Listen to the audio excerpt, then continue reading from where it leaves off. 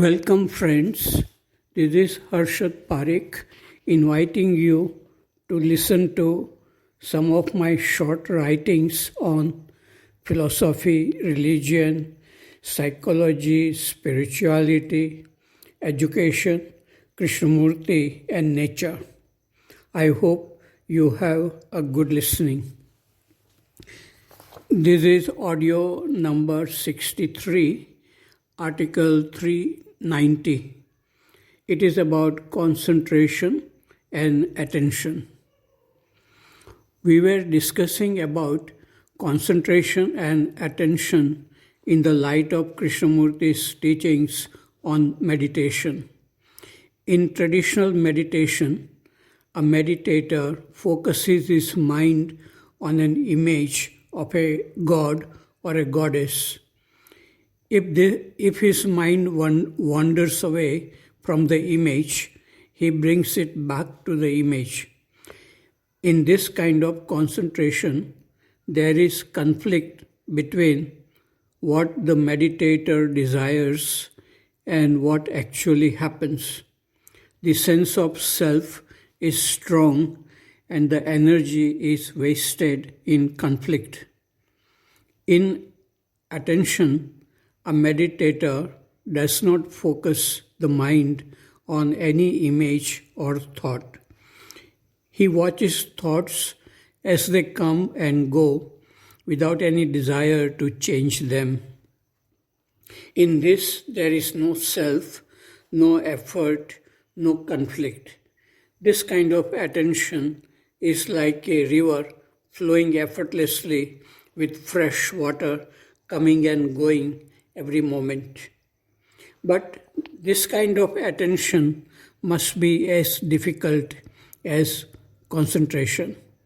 If it were as easy as it is described, one would not need to read books of Krishnamurti for years and to have dialogues with people, to attend conferences and gatherings. Beauty and love exist within us if we are able to meditate effortlessly. Meditation with effort is a mechanical and tiring activity. Article number 391. It is about mystical experiences. I have completed reading a book, Two Saints by Arun Shourie.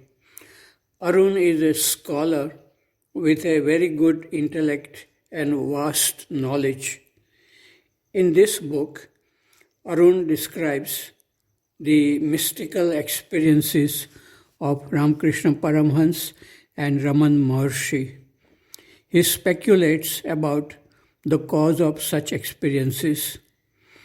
Arun had studied vast literature on research done by scientists, brain specialists, and neurosurgeons on people suffering from epilepsy and mental disorders.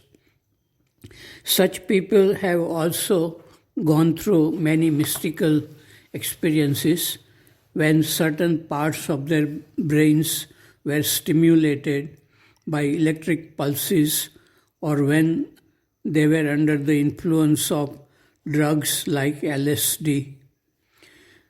The saints had performed austerities for many years. Arun speculates that these austerities might have altered the structure of their brains. Mystical experiences were byproduct.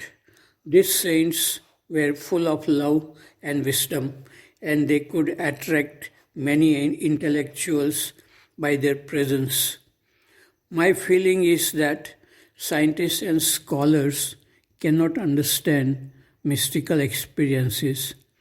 These experiences cannot be measured by instruments and intellect. These experiences are immeasurable. Article number 392. It is about, can psychological time stop? While flying in the air, a bird cannot remain still at one spot for a long time. It has to make a great effort to remain still at one spot. But it can glide effortlessly for a long time on currents of wind. Our mind also cannot remain still or silent for a long time, but it can move effortlessly with awareness without psychological time and conflicts. According to Einstein's theory of relativity, if our body is made to move with the speed of light, it can remain young forever because there will be no chronological time and so no aging of the body. Similarly, if awareness can ride with the speed of thinking, there will be no psychological time, and that is freedom in meditation. Article number 393, it is about Rishi Konda hills. The hills which attract my eyes most are called Rishikunda and Bodhikunda hills in Rishi Valley. I have been seeing these hills every day for many years, and they appear new and beautiful every day. It is believed that rishis or sages lived in the caves of these hills. It is written in some book that Krishnamurti received vibration from these hills, and from these vibrations he could know the quality of life and relationship among people living in Rishi Valley. Sometimes beautiful colors appear in the clouds after sunset behind these hills. Yesterday was a cloudy evening and dense rain clouds covered the whole valley.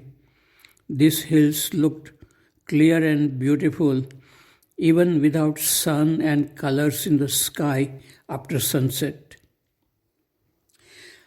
Article number 394, it is about Swami Vivekananda. After Swami Vivekananda had become famous in America and Europe and had worked hard to spread the message of the Upanishads, he was exhausted in body. He wrote a letter to a friend in April 1900, 2 years before he passed away. In this letter, he wrote, "I am well, very well mentally. I feel the rest of the soul more than that of the body.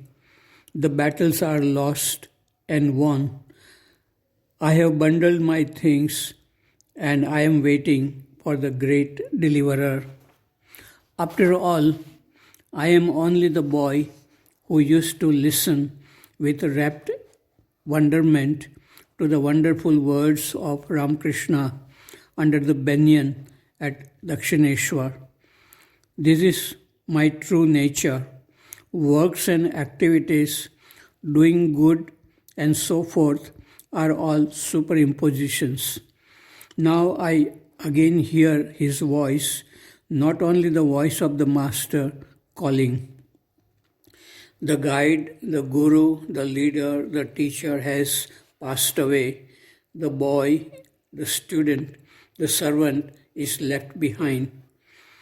Behind my work was ambition. Behind my love was personality. Behind my purity was fear. Behind my guidance was the thirst for power.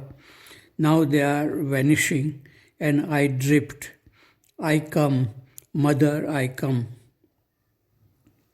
This I feel the great wisdom, honesty, and humility of Vivekananda. To see or understand ourselves as we are at the deepest level requires silent awareness. Article number 395. It is about mind is God. ये कौन हंसता है फूलों में छुपकर? Who is hiding in these flowers and smiling? Millions of people go to temples to worship man-made images of gods and goddesses. Sometimes they have to stand in long queues to see the image only for a few seconds. Most people go to temples out of fear and desire. Outside the temples, many people are buying and selling flowers and other things for the worship of man-made images of gods and goddesses. Flowers are made by God or nature. It is enough to collect flowers which have fallen under trees and worship them if there is need to worship God. Hindu philosophy says that God is everywhere and it exists within our mind too if the mind is free from fear and desire. A song from an old Hindi film, Kajal, says, "Mind is God and there is nothing greater than the mind. When the mind is filled with light, the whole world looks bright and beautiful.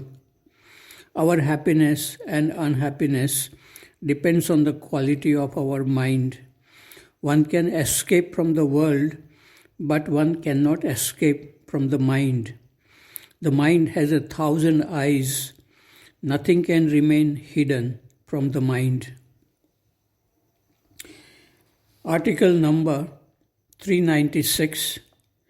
It is about awakening of awareness. How do we do anything like speaking, listening, walking, studying, looking at things of nature or thoughts and feelings? This is very important.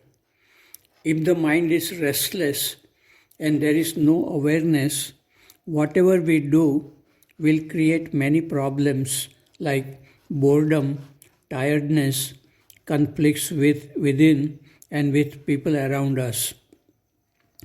The way a person speaks, listens, sits, look at things indicates the state of his mind. The deeper cause of so many problems we see in human beings is in the restlessness of the mind and lack of awareness. Without awareness, it is possible to become rich in money and famous. One can even be very good in acting and playing games, but one cannot be free from deeper problems like fear, anger, boredom, anxiety, conflicts in relationship without awareness. With awakening of awareness comes love for life, beauty in things of nature, and true happiness, which is not dependent on becoming somebody important in society. The real treasure is buried within us, but we can touch it, feel it, only when awareness is awakened within the mind. Awakening of awareness should be the primary function of education. The present system of education makes students mostly clever but not sensitive and intelligent. It is important to be alone for some time every day and be curious about what is happening in the mind. I spoke about these things in my culture class this morning with Standard 10. They listened quietly and we discuss. I do not like to bombard the minds of students with too much talking. If they can be relaxed and attentive non-verbally, they can enjoy everything they do.